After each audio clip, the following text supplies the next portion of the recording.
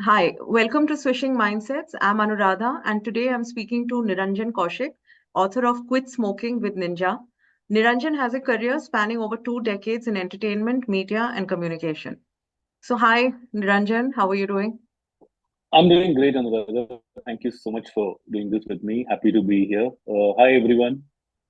As Anuradha said, my name is Niranjan Kaushik, and I've just published a book called Quit Smoking with Ninja, Kick Smoking with Ninja, rather. Why Ninja? Because my name is Niranjan, and I've always been known as Ninja because Niranjan was a mouthful. So over to Anuradha to ask me questions, and I'll Yeah, just so we're take it talking about question kick. by question. Yes, so we're talking about kick smoking with Ninja, and you're Ninja. So, so first Yeah, of all, hi. I've gone through your book. It's really nice. You made it seem extremely simple, given point by point, a strategy. And you've also said that don't stop smoking that cigarette when you're reading that book. I'll tell you when to stop. Yes, So that's very yes. interesting. So tell Yeah. me, what is the book? Who is it for? And what is this program? So basically the book is for anyone who wants to stop smoking. So that want, it's very important for people to know that that want has to come from within. And once you want to stop smoking, if that want comes from inside, the book is all about a very logical, step-by-step, scientific approach to how you can stop smoking, as opposed to make it. The book at no point scares you or scars you or makes this like a very difficult task, like an uphill mountain to climb, because it's not. The book is about how do you reprogram your own mind to what it was before you started smoking. And the point to remember is that none of us were born smokers. We were all born non-smokers, and depending on whatever age whoever starts, but we start smoking at a certain later point in life. And what the book really teaches you is how do you reprogram your brain to what it was originally. So I also call it how do you reset yourself to original settings or to factory settings. So once you do that, there really isn't a question about quitting smoking. And I, don't even like that word quitting so much, because you are not quitting something. You're just becoming who Overcoming. you were. Yeah, Overcoming, you said. Yeah. you're overcoming a habit, and you were becoming who you really were, and that's what you were. You were a non-smoker. All of us were non-smokers till we start smoking. So also the other point to remember is that never, one of the things that the book does address going forth is that never address yourself after you kick the habit, and you will kick the habit if you read the book and go through the program, because it's that's how foolproof it is. Uh, no, at no time are you supposed to refer to yourself as an ex-smoker. I don't call myself an ex-smoker. I call myself a non-smoker, because I became a non-smoker all over again. So that's really what the book is about, on how do you go from being a smoker to a non-smoker again. Yeah, back to being a non-smoker. No, that's Back to interesting because you've said that when somebody offers you a cigarette, you just say, no, I don't smoke. Not that I yes, used to smoke, I stopped I give smoking, no, yeah, Huh. I give no excuses whatsoever. If someone Yeah, says, "Do you want to smoke?" and I say, "No, I don't smoke," yeah. So and that's your that's exactly identity. what, Yeah, yeah, that's exactly what a non-smoker would do. A non-smoker would not say, "Oh, I never tried it," "Oh, I never really started this habit." He would not sound as if he's making excuses. He'll just say, "No, I don't smoke, bro." So that's what I do. So I just say I don't smoke. That's it. And no yeah. one needs to have an explanation. No one's in fact even asking for an explanation. So smokers do it themselves to feel somehow, because they end up feeling bad for themselves that they've stopped. But that's not the mindset you're supposed to be in. You're supposed to be in a very positive mindset about having overcome the habit and becoming a non-smoker all over again. So yeah, that, Yeah, because now yeah, your identity is of a non-smoker. Yeah. So, absolutely. so tell me, very interesting. Just before the call, you were telling me that I was asking you, in fact, that, you said you go back to the time when you were a non-smoker. So, that could Yes. take you way back, right? To remember. So you were 11, you said. So Yeah, so in my that, case, yeah, yeah. really, so 11, I tried my first cigarette at 11, and that's a really young age to try cigarettes. And why did I try smoking at 11? Because I come from a family of smokers. So my father smoked, my uncles were smokers, some of my aunts were smokers. So, and this, I was born like in the early 70s. So by the time I was 11, it was the early 80s. And smoking was not as taboo or looked down upon or frowned upon as it is today. It was very commonplace. So at the age of 11, I think I just tried a cigarette from my father's ashtray, which he had like stuffed halfway through overnight because he just wanted to go sleep. And late at night, I just picked it up and I smoked it. And I remember it didn't really taste good at 11, and I put it away, and nobody really found out about that. And then a few years passed, but by the time I was 16, 17, I was actually smoking fairly regularly. And when I say fairly regularly, about 3 to 5 cigarettes every day at the age of 16, 17, when I was just maybe in my 10th grade or just out of, we had the 10th grade, and after that, 11th was college. So maybe just that time. And I was smoking fairly regularly at that time. And uh, yes, so I have, and I'm over 50 now. So, and I stopped when I was 45. So I did have to sort of set my rewind machine way back and, go really back to when I was maybe 14 or 15, when I had actually, before I had actually picked up the habit full time. But what happens, how remarkable the brain is that what smoking does is it kind of starts taking away from two very important senses that we're born with, which is A, the sense of taste, and B, the sense of smell. And smoking significantly sort of, attacks these two senses. And we don't really continue to smell things the way we did or taste things the way we did. And uh, it's amazing how when you stop smoking and when you consciously try and remember, what your favorite whatever your mother cooked. Now that doesn't really change when you probably ate that when you were 15, and if you're lucky, you're still eating that when you're 45, 50, whatever. And then you remember how that tasted, and you remember how that tasted after you started smoking. So then slowly as a practice, when you try and remember things, how they smell and how they taste, you actually start going back to it. And then you say, wow, this really tasted good. Or I remembered, I mean, one of the significant things for me was, we used to play cricket on the streets then, on in the rainy season, and it was like wet earth. And over the years of smoking, I'd forgotten what wet earth exactly smells like. I mean, you have a vague idea, but it's always mixed with the smell of burning tobacco. Now, once that removed, your brain starts, in its own subconscious space, it starts reconnecting to what it was. And when you start thinking that, uh, you don't even miss cigarettes. In fact, so what the program really does is by helping you associate with who you were and going back to who you were, it removes the very desire there is to smoke. So, and once there is no desire, there is no conflict, and when there is no conflict, it's absolute freedom. So, whether it's a relationship with people or whether it's a relationship with substances, in this case nicotine, it's the same thing. So the idea is to remove the desire and therefore eliminate conflict entirely. So yeah, that's pretty much the history of why I stopped. But can I continue? I mean, there was, Yeah, please, I mean, please. Yeah. so one of the other interesting things which I wanted to mention was like, how did I, go about writing this program and when? And that's a very amusing tale in its own. So, so I was smoking from the age of 16, like I said, very, very, very normally and regularly as smokers do, without any remorse about it, without thinking twice about it. And what I call, smokers smoke in autopilot mode, literally, and for me, it was just like, it's like how as soon as you wake up, you fix yourself a coffee, you brush your teeth while the coffee is brewing, and then you go pour yourself a coffee. So these are things that we just do in pretty much autopilot mode through the day, or when you're driving the car after you've learned how to drive. You no longer need to remember how to drive, or how do you change gears, or how do you increase the speed or reduce the speed. This, your body just by muscle memory remembers all this.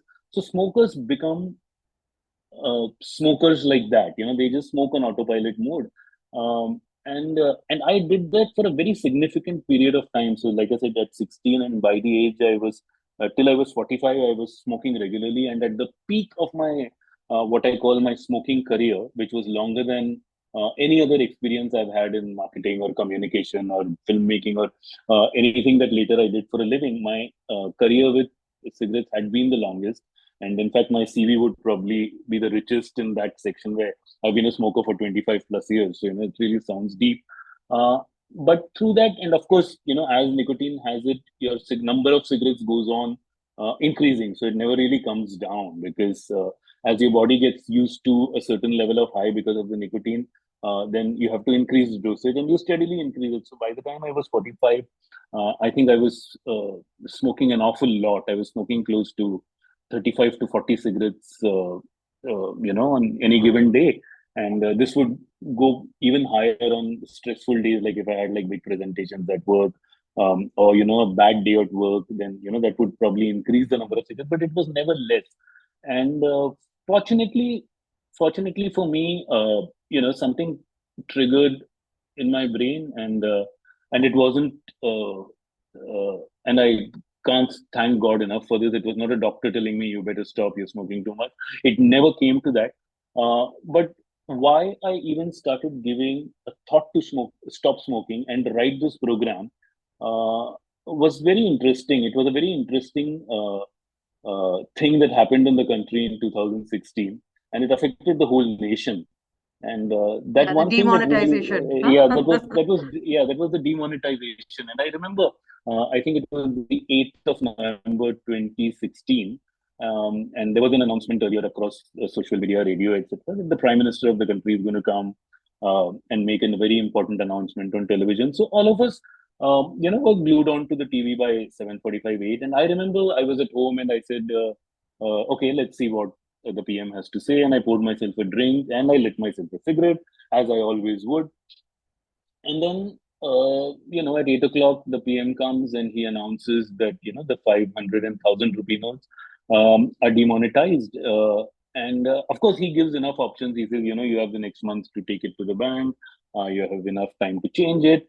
But, a smoker thinks differently at this point. He doesn't think like normal people.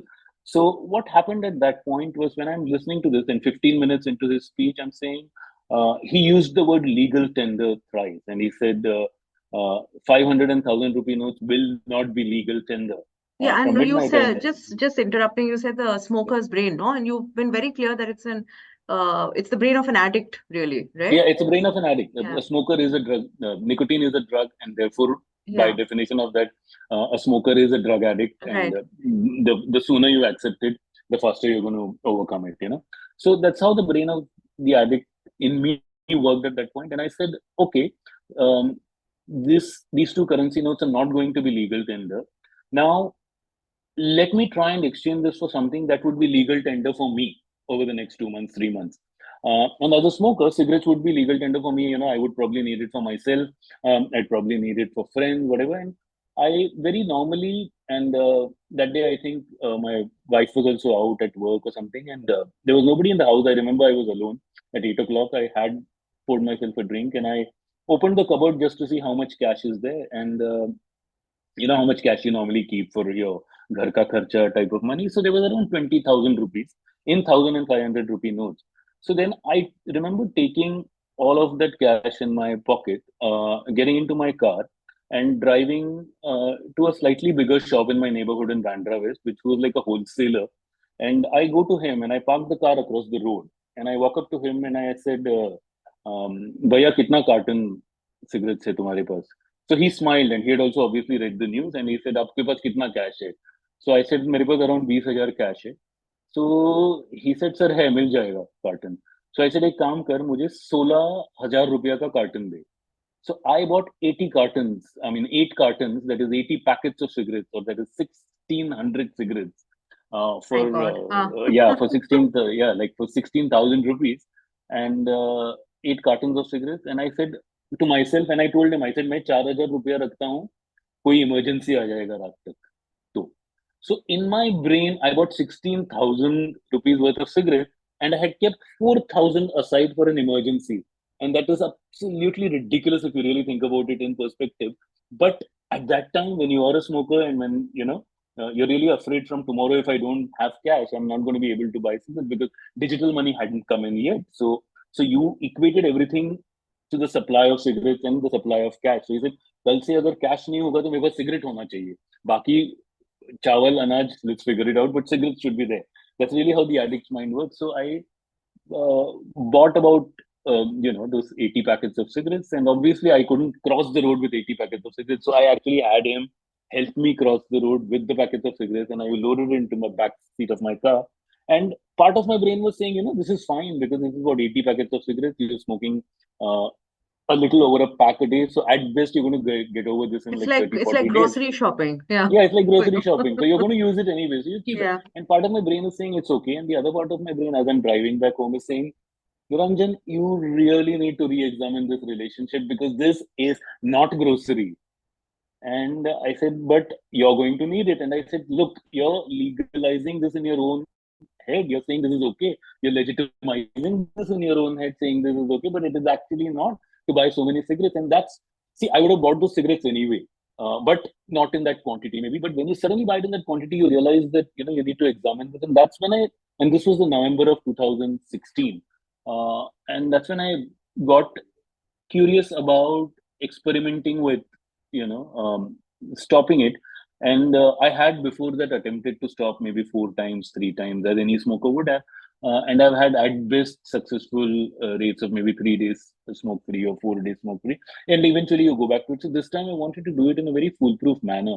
So I also put in a lot of time reading about how the brain works, and how do you rewire your brain. So I spent a lot of time reading that in November 2016. And by February end 2017, the following year, I had a program ready, written. And then I still was smoking, mind you. I was still smoking while writing the program and after I had written the program, and I desperately wanted to test this program. So I called a couple of friends, smoker friends, and I said, can I test my program on you? So they said, have you stopped smoking? So I said, no, I haven't, but I want to test my program on you. So they said, are you kidding? I mean, if you haven't stopped smoking, why would you want to test that program on us, So that's when in the March of the following year, I said, I'm going to apply this program on myself. And I remember it was around 8 o'clock. So it's about a 5-hour program. So 7:38 in the evening, I poured myself a drink again. I lit a cigarette and I started applying my own program on myself, which the program is actually, it's done using like a very classic PowerPoint presentation, and it's literally point by point by point. It takes the smoking habit apart in your head. And I applied it on myself. And by the time I reached, this was the last day of March, 31st of March 2017. And by the time I reached around 11:30 at night, um, uh, I had completely lost any desire to smoke after That's I like applied in a day, in a matter of few hours. few In a hours, matter, yeah. in 5 hours, 5 hour Yeah, but tell me, program. I'm curious that, why didn't you apply the program on yourself first? Uh, Psychologically, I was very afraid that it would actually work, and I probably did not Yeah, want to. See, there's you were always a not part of ready. there's always a part of you which says, it's giving up smoking feels like giving up a relationship, and it is a relationship. And no matter how toxic the relationship, it still is a relationship. And you feel you're never really entirely ready to walk out of a relationship, and more so because this relationship is associated with so many happy moments in your life, and smoking seems to have been the friend, smoking seems to have been the companion, smoking seems to be the companion you take on holidays with you, smoking seems to be the friend who comes to your aid on a bad day at work, or on a bad day in your relationship. And to break this relationship, I wasn't entirely ready, probably in my own head, and I knew the program would work because it was so scientifically sound. And then I said, you know what, I'm really stupid if I don't want to apply it on myself. And now it will be 7 years this March, and I have never ever felt the slightest desire to smoke or just one puff. There is nothing. There is absolutely no thought about it. And I Yeah, you've actually, got that, no? uh, Nope, it says, no? yeah. Not So one puff ever. not one I puff ever. So remember. nope is the mantra, Yeah, NOPE. So yeah. nope. So you keep initially when you feel that, you just keep reiterating it to yourself, saying not one puff ever, and that becomes your mantra. And then trust me, after like 21 days, and that's what they say, it takes to make or break any habit. After 21 days, the only thing that can actually get you back to smoking is arrogance that you've done it for 21 days and you're invincible. And as long as you're mindful, to not get arrogant, and to know that even if you take one puff after 7 years, after 10 years, even if you take one puff, the slippery slope will begin right there. So therefore, the nope mantra needs to be reiterated very strongly. Yeah, but that's pretty much the entire history of how I did it. And once the desire goes, and now I can be very happily in the company of smokers, though the physical smell of smoke actually bothers me now. But if someone says, you know what, just come out with me, I want to have a cigarette. If a friend says that, I go out with him, because I know that I'm just going to be standing with him with my hands in my pockets, feeling absolutely no desire. So Yeah. it's about getting into that comfort zone with, being a non-smoker. Yeah. Like And any like I said, that non-smoker, takes, basically. Huh. like any non-smoker would, yeah, like any Mm. non-smoker would. So yeah. So it takes 21 days. After that, you just need to be mindful of being arrogant. And I'm till date extremely mindful of that one emotion not coming in the way of, abhi to 7 saal kar liya, to abhi aur bhi kar lunga. So never let that happen. So Yeah, like I've that is kicked the that is kicked the that is habit pretty. once, I can do it again. Huh? Yeah, Yeah. yeah. So don't get there, and that's Mm. what the book very strongly advocates towards the final chapter, where it says, "Do not be tempted even to try once because you feel you're stronger, because it is not about you being stronger. You're strong, and therefore you have quit. But that is a chemical, and that is a drug, and it has consequences. So be mindful of that and just stay away from it." Because you never want to get into that toxic relationship ever again, and because once you get there, and the second time, I am told by successful non-smokers that the second time is harder, though I don't want to try, and I never want to put myself in a place where I can say the second time is harder or was not harder. I don't want to try that.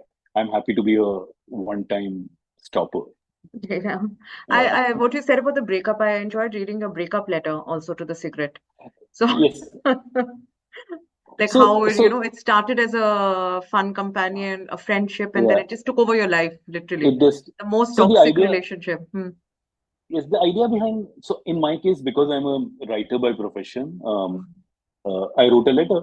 But the idea is to actually bring out your entire emotion out in the open about it. So I wrote a letter because I find myself,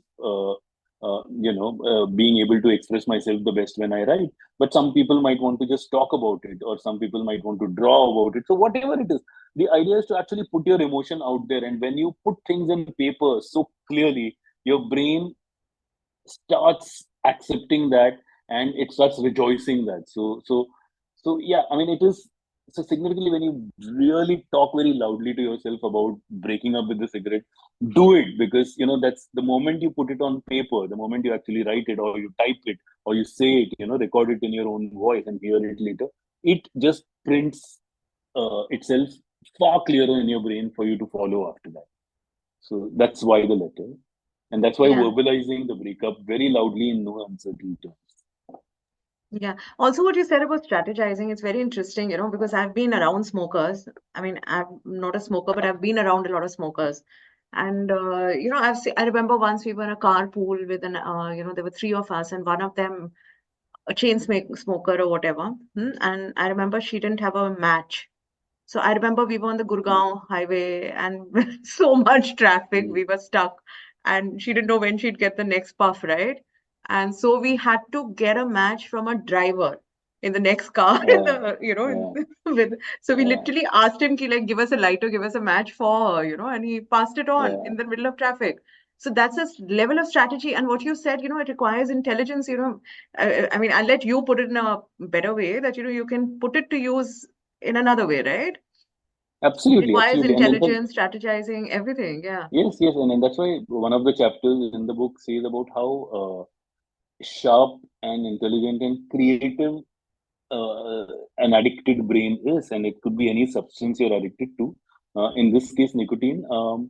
You know, Interesting subject again, because what it really does is that your brain is so smart that it convinces you that you need the substance to function. So like I said, so I used to be in advertising, and I used to be a chronic smoker, and in my own brain I had believed that every time I had to write an ad campaign, whether it's a radio campaign or a print campaign or a television ad campaign, when I had to write it, I would do it over a cigarette. And I would say, "Chalo, Max, let me go have a smoke, and then I'm going to get all these amazing ideas, and I'm going to write it down." I And I can used to actually go, understand, not as a smoker, but I remember when we used to work late nights in the newspaper and had to give a headline.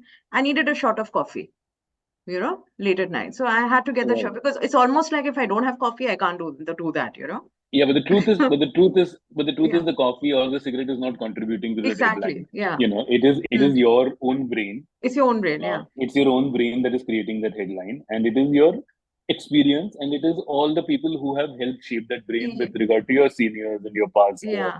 peers So and co-workers and exactly. So bosses. having multiple cups of coffee was not going to help, Yeah. really. And Yeah. what we do, and that's how creative the addiction mind is, that instead of at that point when we do get that headline or when we do get that film script in place after a cigarette or after a shot of coffee, we give the cigarette all the credit in our brain, and we say, "Aris, I used to do that." So I said, "Oh, Yeah. I had a cigarette. Now look what a great campaign I Yeah. have in front of me. So you know what? I owe it to the cigarette." But the truth is, the cigarette did nothing. So this was the brain trying to convince itself, the brain trying to justify the habit and why you should keep doing the habit in the subconscious part of it. So then you become more and more and more attached to it, and then you say, "Oh, without this I can't do anything." But the truth is really not that. And why would you be able to write a good headline, or why would you be able to write a good communication strategy, or why would, if you're an accountant, why would you, how would you probably make a flawless account sheet or whatever it is that accountants do?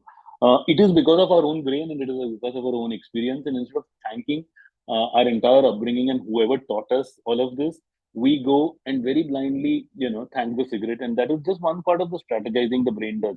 The other part, of course, being, how every time I used to go on a holiday, for example, and it was telling because no matter where I was going, so I remember the first time I was ever going out of the country, and it's supposed to be a very huge moment. You're stepping out of India for the first time. You're going on your first international trip or foreign holiday, and the first thing I did after reaching, I think it was Singapore. My first trip abroad was Singapore.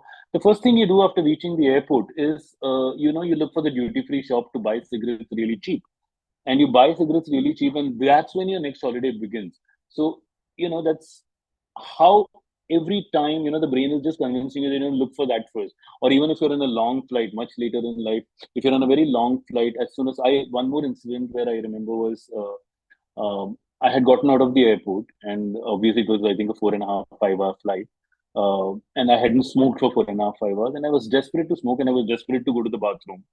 um, and I had a connecting flight, so I should have gotten to the luggage also pretty quickly, because I had to take luggage and reload the luggage for the connecting flight.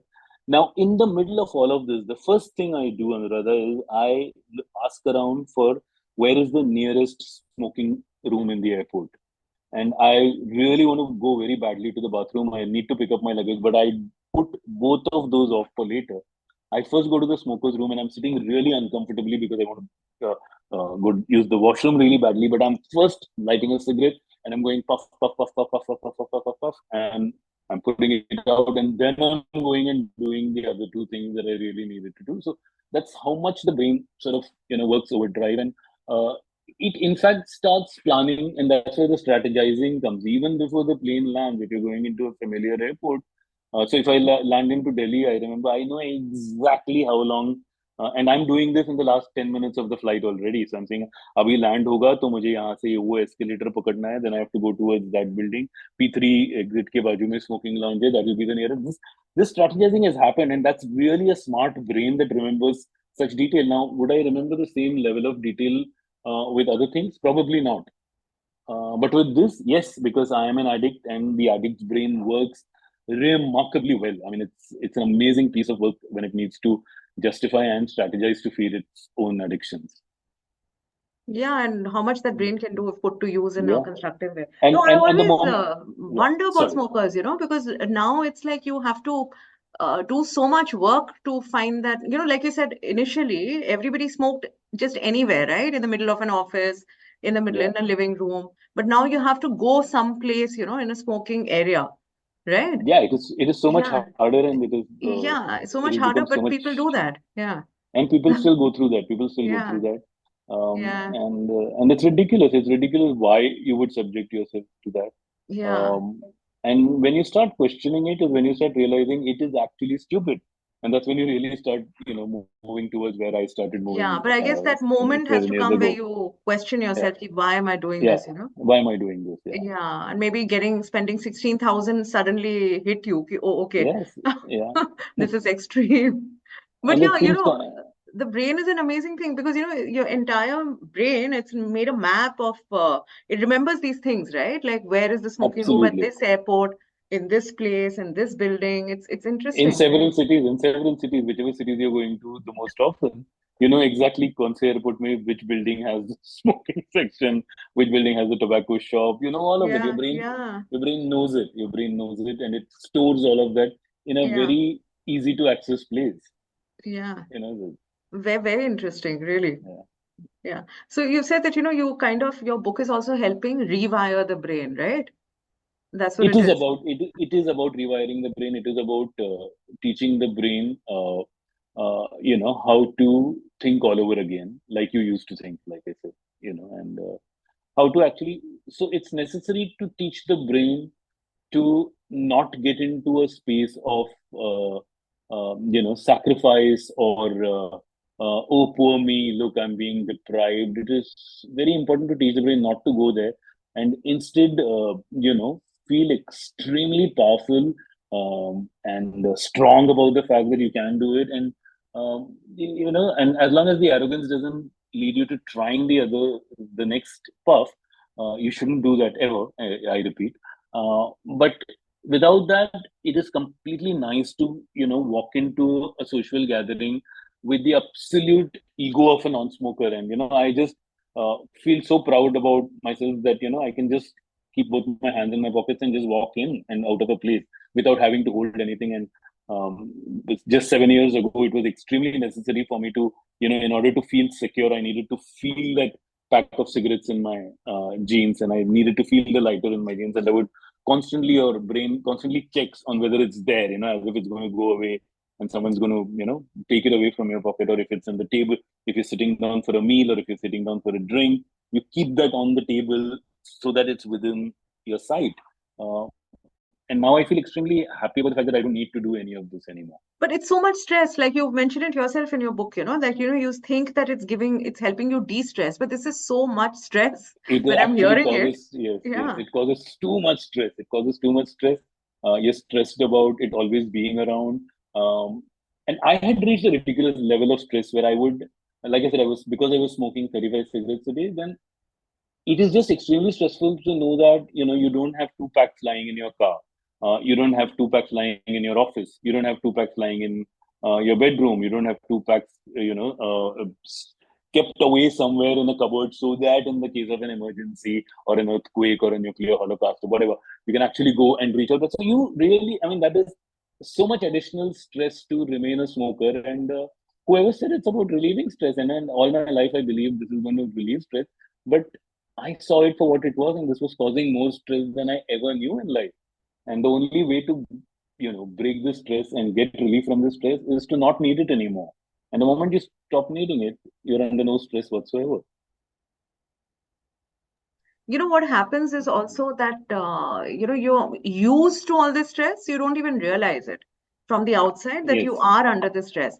And what you've mentioned, that, you're filling a void, but once you become a non-smoker, there is no void. there It's is no void creating to that fill. void, right? Yes, Yeah, yeah. that's how nicotine works. Nicotine. So scientifically, if I may explain this, as soon as you light a cigarette, you actually need just the first three puffs of it.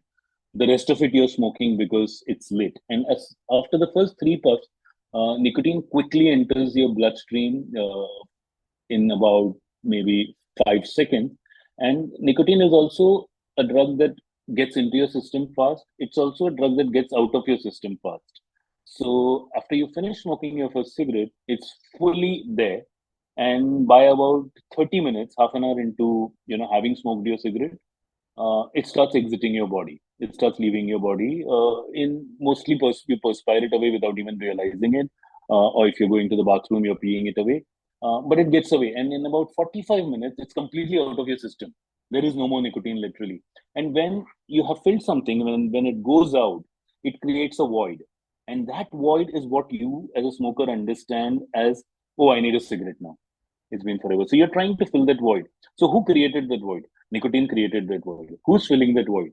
Nicotine is filling that void. And nicotine will again create that void in the next 45 minutes. And you are doing nothing but, being a part of this completely self-fueling mechanism orchestrated by nicotine. You're just being, a messenger boy here.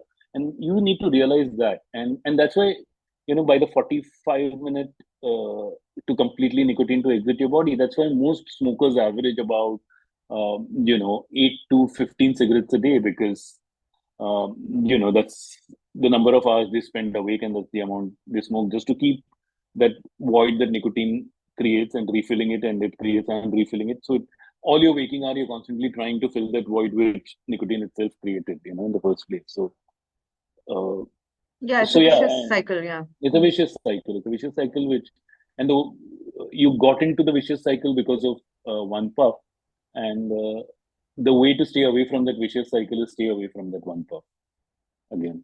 Yeah. Not one puff ever, right? Not Nope. one, not one puff ever. No. So yeah, I used to actually, Yeah.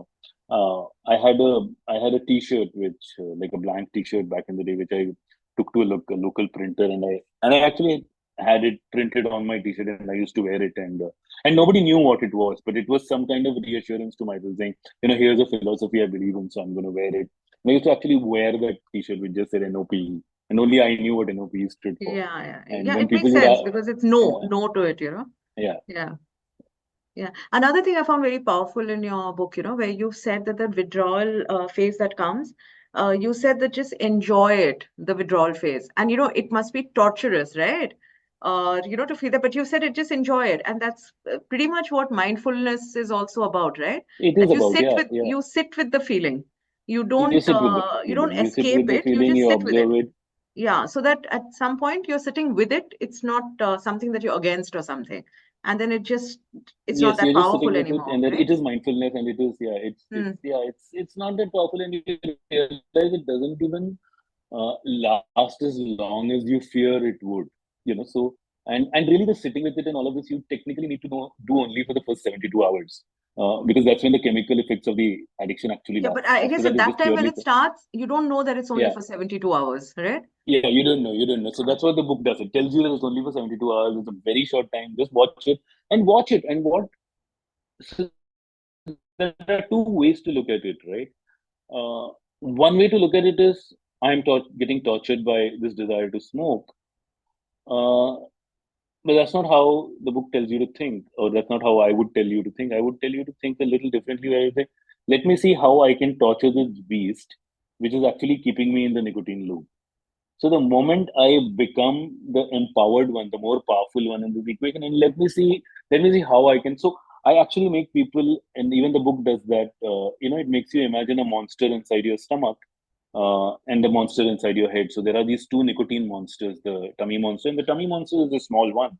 And as soon as you, put out your cigarette, and as nicotine starts leaving your body, he starts getting aggravated, and he keeps, running around in your tummy like, I want a little more of the drug, I want a little more of the drug, and much as you try to deprive it, the bigger monster in your head starts making excuses. No, you know what? It's about time you fed that little guy.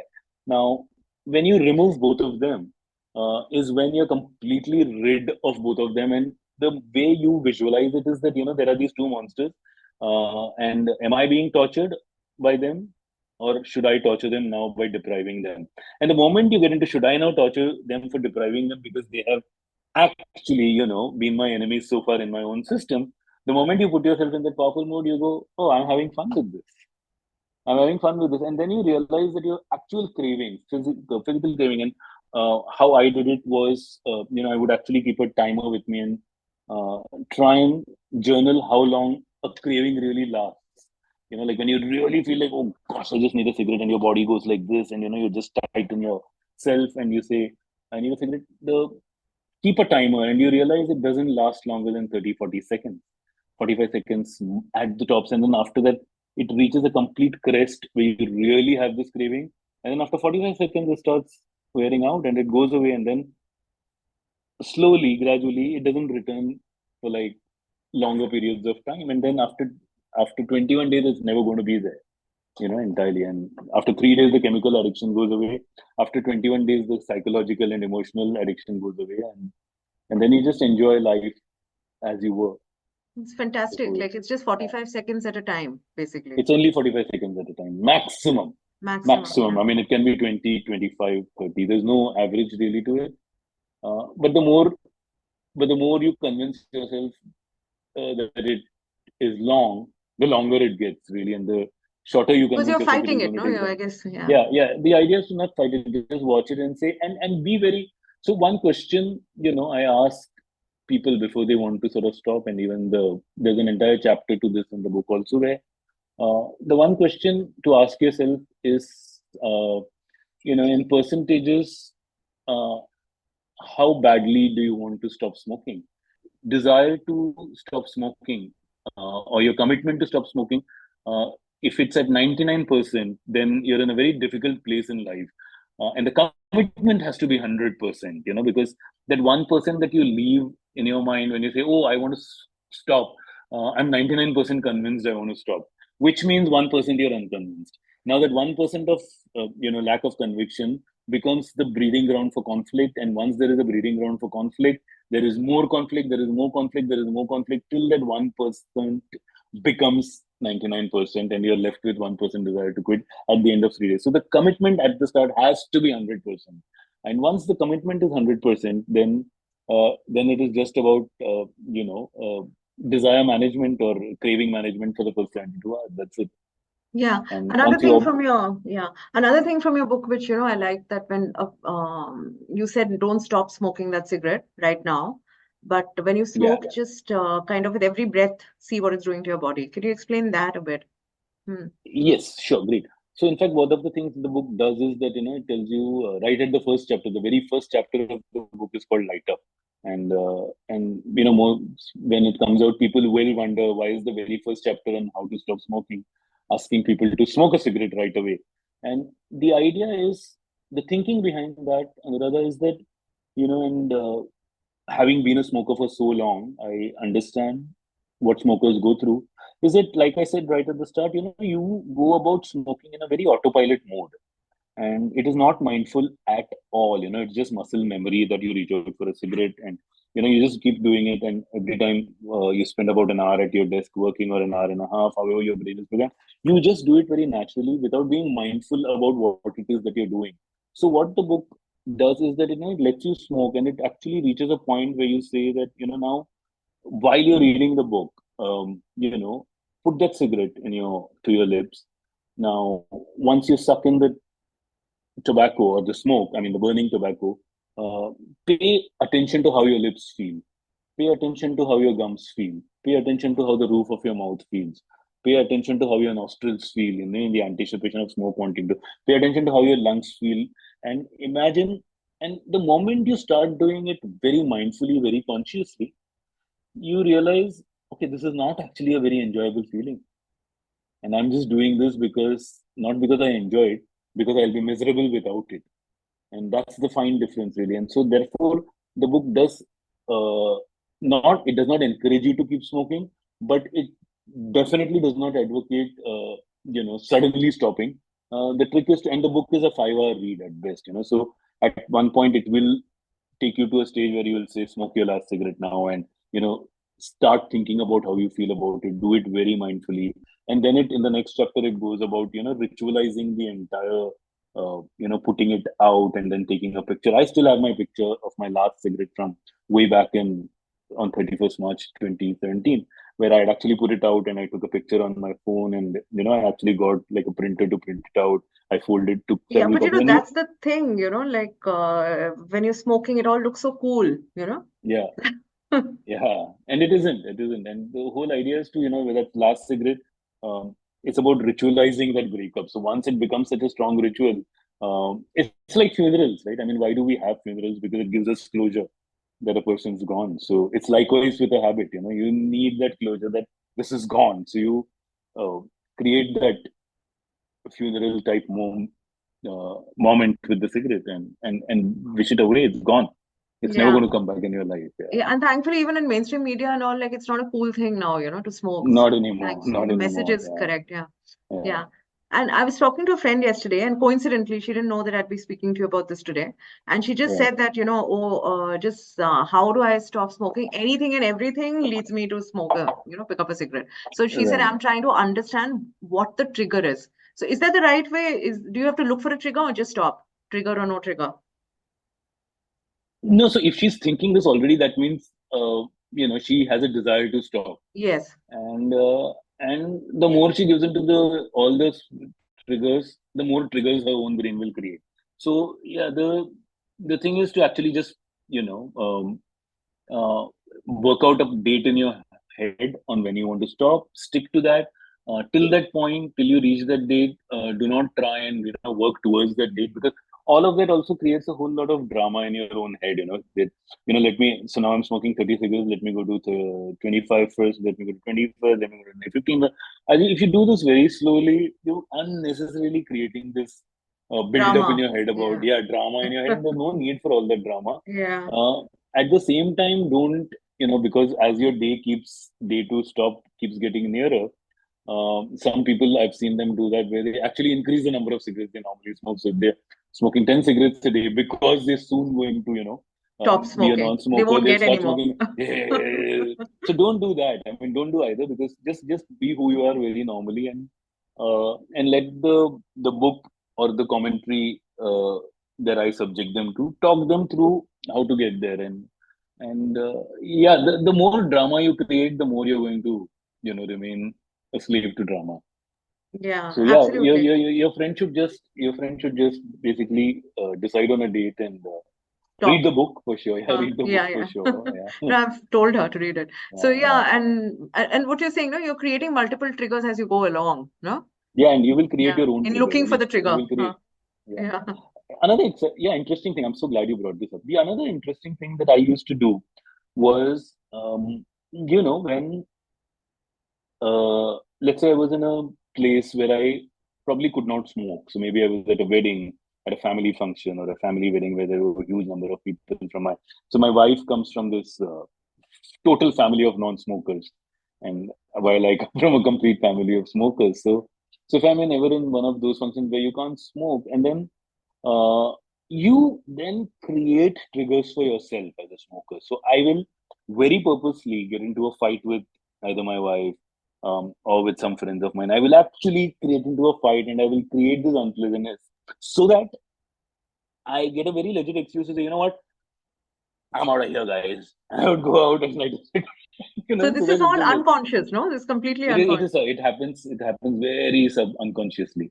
You don't realize, and much later you realize, oh shit, you can't even remember what you fought Did about. did your wife get understand that this is what it's going to lead to? Uh, Did anybody else get it? Or when did you no, realize no, it? How did you realize that you're no, doing this? no. So I realized it. Uh, at a point when very often after you smoke, uh, you forget what did you fight about. Yeah. You have no memory of what was it that triggered And that then you go fight. back and everybody's still mad at you, but you've moved And yeah, on. yeah, you're normal, and they're still upset about what you said. And I've actually tried hard to remember. I said, "ऐसा क्या बोल दिया यार? What did I say?" And then and that's when you slowly realize that, look, like if I probably spoke against the government or for the government or whatever it may be, about anything, Hmm. I don't even feel that strongly about that Yeah. actually. You just needed to And get I away. just probably, yeah, I just did that to sort of create a conflict so that I can just walk out and then light a cigarette. So you very often you get into very stressful situations for yourself. Your brain manifests the stress, Yeah. and then lets you smoke so that that stress is relieved. But actually there is no stress if you Yeah. really It's think so about much it. manipulation, the brain, no? Yeah, It does yeah. really. Like Yeah. it's very common in offices, where people get extremely stressed out if their boss calls them, or if their clients call them, or whatever it may be.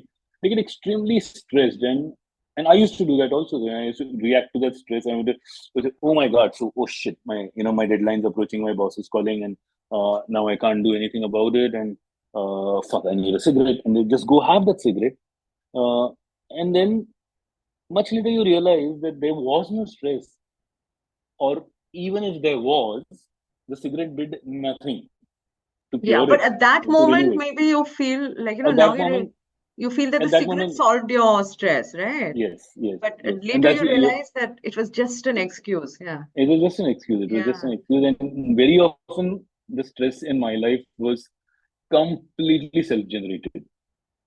I used to trick myself into believing that I was stressed, and then smoke to relieve that stress, which I had tricked myself into believing I had, which didn't exist in the first place. There was no stress.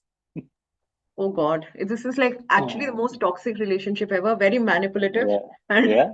Yeah, it is Too much drama. literally, yeah, and it's also literally toxic, right? I mean, Yeah, it is literally toxic. Yeah, yeah, there are like, poisoning so your there are insides. 600 chemicals, and these are just numbers. But if you think about it, it's scary. There are 600 chemicals inside a cigarette, but that's before you light it. Once you light it, it releases 7,000 different types of chemicals into your system. My So God. it Yeah, is actually an extremely actually toxic. toxic. It's Yeah. actually an extremely toxic relationship. Nicotine is just a part of the cigarette. There are so many other things happening in there. Yeah. And another thing I wanted to bring up, like you mentioned in your book in the beginning about your dad, and how Oh during yes, his yes, funeral you snuck out for cigarettes. And actually, yes. honestly, when I was reading it, I'm like, okay, so you were a smoke, you just went out for a smoke. But the way you explained it, that you later realized that you actually checked out for those minutes when your family was grieving, you Yeah, chose yeah, to yeah. check out of the situation, literally, detached yourself. Yeah, yeah. Yeah. So I'll tell you what happened. So my father passed away in Pune, and I was in Bombay, and I was at work, and this was in 2009. I hadn't even given a thought to stopping smoking at that point. Yeah. And like I said, my wife is a non-smoker, and when we heard the news, we decided to drive out to Pune immediately, and we went straight to the cremation ground in Pune where he was going to be cremated. And obviously, on the way there, because my wife is a non-smoker, I was sensitive about, and she would never let me smoke in the car. And as far as possible, I'd avoid smoking in her presence in a closed room, wanting to be considerate. So I had reached the cremation ground not really having smoked at all, like I would have in a flight and coming out of the airport. Now, as soon as I went there, I went straight to the cremation ground, and it was a little late at night, maybe 11, because he passed away at around 6:37 in the evening, and then we had to do the cremation for certain reasons immediately. Didn't want to wait overnight, and I reached there, and they had laid out the body in that next to where they finally, the funeral pyre, and they had laid out the body. My mother was sitting there, my sister was sitting there, and I parked the car and I walked inside and I saw all of them and I saw this, and I actually went in, and my mother had already briefed the priest. There was this pandit on what she wanted done, uh, and I had to do it because I was the only son. So I went and asked the priest the very first question in my brain, and it sounds really insensitive as I say this, but it's real, and therefore it has to be said. Uh, and the first thing in my mind was, now, how long is this going to take? Because I haven't had a cigarette in the 3 hours, 3.5, 4 hours that I've driven here. So I went and asked the priest, I said, ye pura jo hai, how long are you going to take? So he said about 2 hours. So my mind did this cruel math, and it said, you've already not smoked for 4 hours. Add another 2 hours to this. That's, 6 hours. So you're going to be really miserable. So then I made a very lame excuse, and I just said, I just need to make a few calls before. And everyone knew, the priest knew, my mother knew, my sister knew, my wife knew, that there was no call, there was no one to be called or spoken to. And I actually walked out of there and I smoked one cigarette, and I'm not even pretending to be on a call. My phone is in my pocket. I'm just smoking one cigarette. And at that point, I did not honestly think about, my father being dead inside, or my mother and my sister or my wife sitting next to the body. I did not think of any of that. I was just saying, okay, is this enough nicotine fix for me for the next 2 hours? And one cigarette wasn't enough. So as soon as that got over, I put the second one to my lips and I smoked the second one. Then I went back. And after I went back, everybody knew, because they knew I was a very terrible smoker. And of course, I was smelling of cigarettes right there in that pristine night atmosphere of cremation ground. And but nobody said anything, and I just very as if nothing had happened, went ahead and did what needed to be done. But that was a telling moment again. Much later, I said, and I hid it for the longest time. I hid it from people for the longest time. I couldn't talk about it. And finally, when I stopped this, when I said, I really need to talk about this, and if I ever write about how to stop smoking, I need this to be out there in the very front page, because the more I tried to suppress it, the more it was bothering me. And I said, the only way to uh, get this out of my system is to be completely transparent and say, this is what I did, and this is how much of a cigarette addict I was. And if that serves as an example for someone not to be that addicted, then I'd probably be happy. I will be happy, not probably. I will be happy if someone doesn't do this at their loved one's funeral.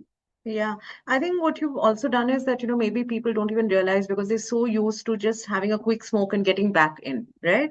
So you don't Yeah. realize that you're actually detaching yourself from people at that moment, right? So I mean, you're losing something in the relationship because of it.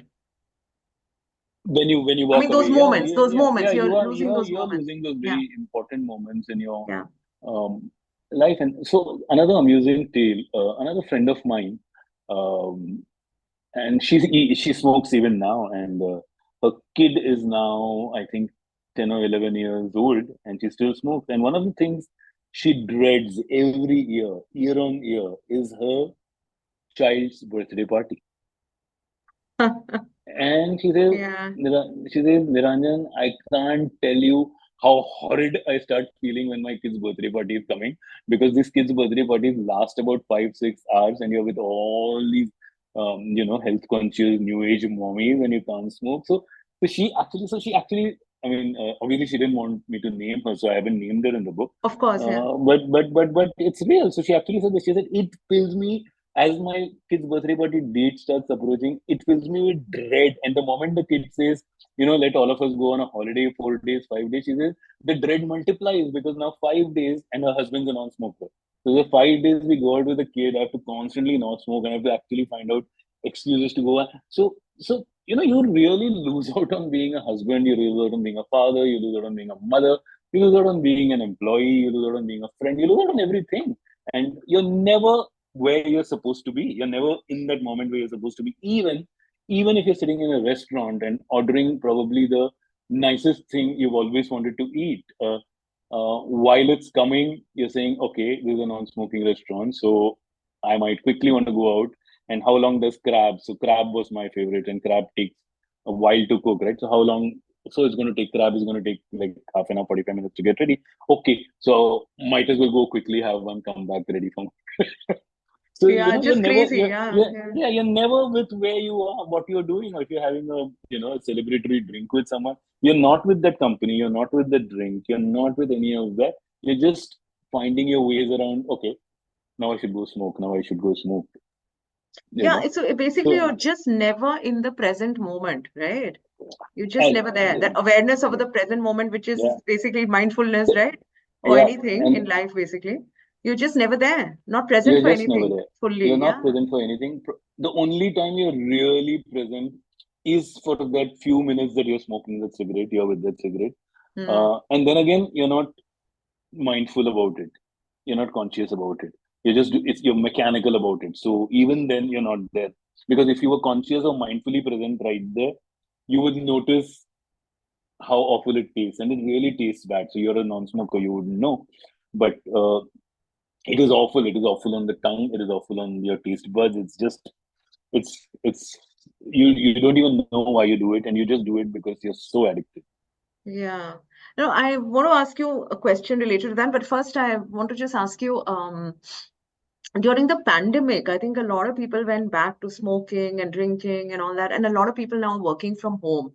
So I mean, it's commendable that obviously you did not go back to it, right? So how's Yeah. it been for you, and what do you advise people in such situations?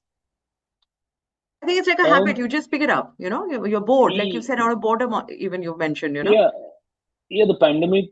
I remember a few. I mean, I now that you mention, yeah, like a couple of people who had stopped, they started smoking again because because the stress levels went up again, and they said, "Abhi, you have to work from home," and there is a certain level of boredom that creeps in out of not stepping out of the house. So the only time you really get is going downstairs. But but the honest truth is that like I said, it's that understanding and the knowledge, and that's really why I uh, didn't even. I mean, it didn't even cross my mind about reaching out to a cigarette during the pandemic at all, because fortunately for me, by the time the pandemic happened, I'd already reached that place in my brain where I was a non-smoker. So it didn't even cross my mind on how do I deal with boredom. Of course, I bored. I was as bored as anyone was, but I found TikTok videos to do, and I found things to do what people do, or play with my dog, and uh,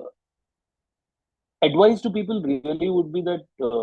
whatever it is, don't be misled into believing that this smoking a cigarette is going to be some kind of a solution or some kind of pastime or entertainment, because it is not. And that's another chapter which is entirely dedicated to this, where all the things that is, I mean, of course, a stress buster, it's not, because, like we discussed, it causes more stress than, relief. Uh, and a lot of people say that, I smoke because I'm bored. No, going back to the pandemic question, boredom. Now, it is to very consciously know that how can smoking possibly relieve boredom?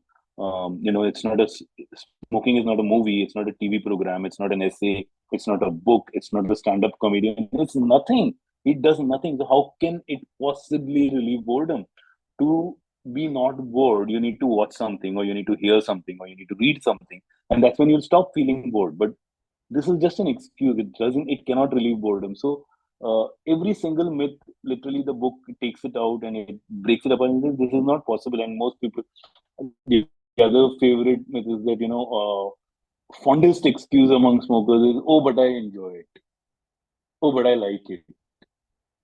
Now now I really like I said, I really like crab. Okay. Now, does that mean I eat crab for breakfast? I eat crab for lunch. I eat crab for dinner. And in between meals, I snack on crab masala. I don't do that. We don't do that. If we really like something, we do it once in a while. The reason we smoke is not because we like it. It is because we are miserable without it. And that is the education that the brain needs, where you don't actually like it. So whoever says I like it is lying to himself first. Because if you liked it, you would do it once in a week, maybe once in 15 days. You won't do it every hour. You don't do things that you like every hour. You don't. So, so Yeah. advice is, yeah, never.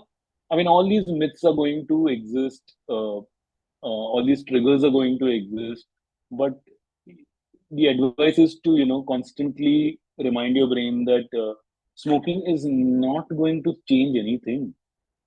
If you're having a bad day at work, or if you have a very terrible boss who you're reporting to, smoking does not change that. The boss doesn't become a better human being.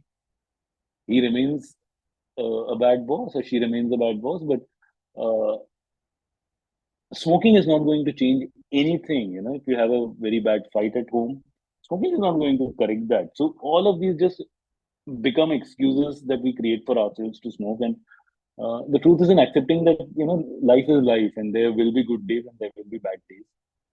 And you have to go through them, and you have to enjoy the bad days, and you have to figure out how to deal with you have to enjoy the good days, and you have to figure out how to deal with the bad days uh, without a cigarette. There are non-smokers do it all the time. It's not so hard.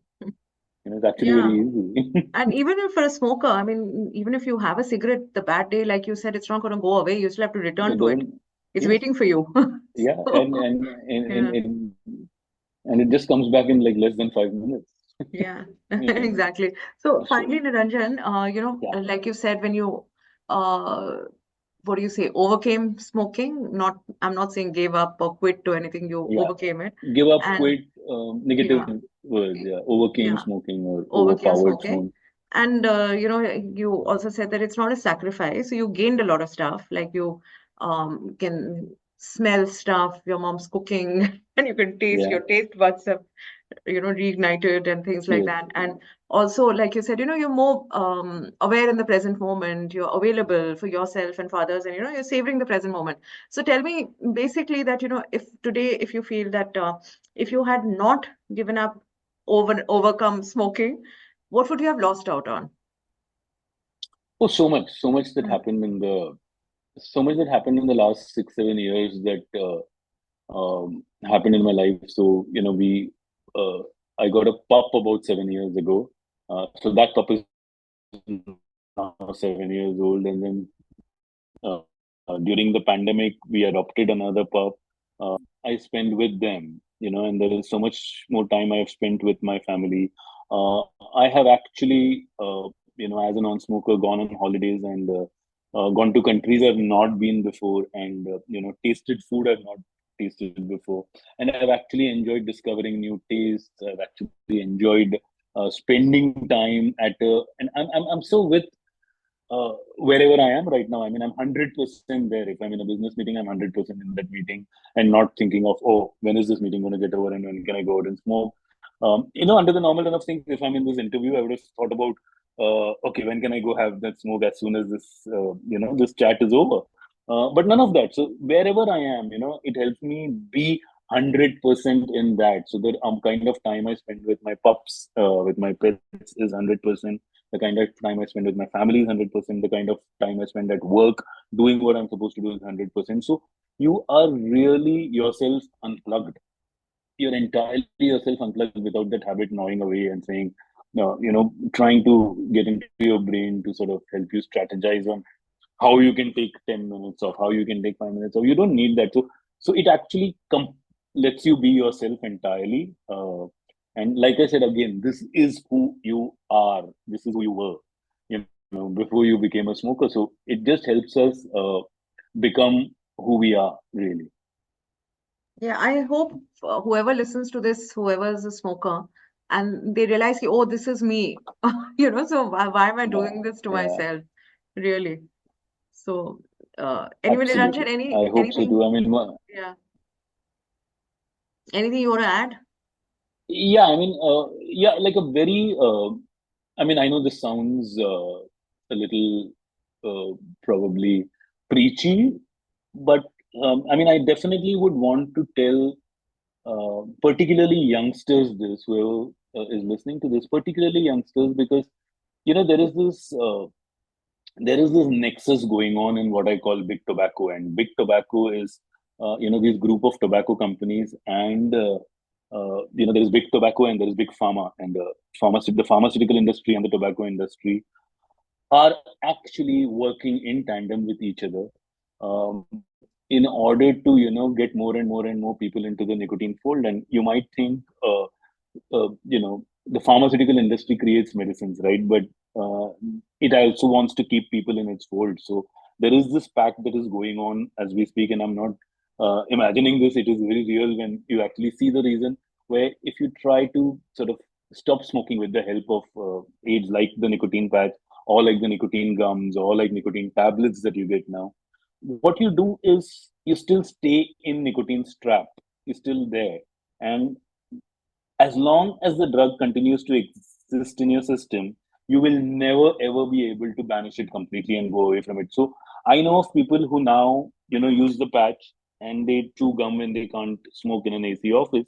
And with the patch on, they go out, smoke a cigarette later, and then because their body gets used to more and more and more nicotine. So people do that all the time. So uh, advice out there to youngsters is, there's also this huge effort going on with this latest thing, and this I really want to, I hope people hear this, is that there is this new technological device called the vape, which Right. is Yeah.